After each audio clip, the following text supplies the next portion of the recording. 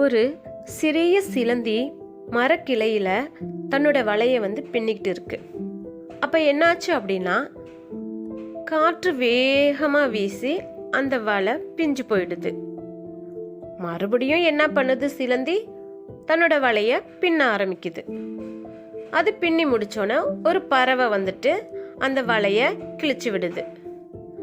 மறுபடியும் என்ன பண்ணுது சிலந்தி? ஒரு 2 நாள் கழிச்சு வலைய பின்ன தொடங்குது.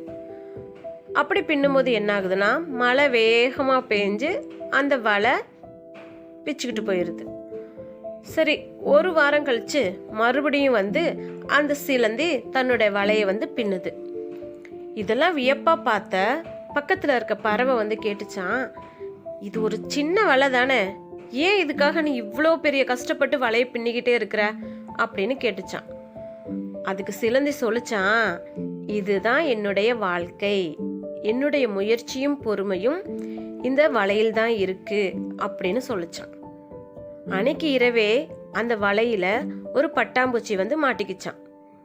அந்த பட்டாம்பூச்சிய சிலந்தி தன்னுடைய உணவாக அன்னைக்கு இரவு எடுத்துக்குது.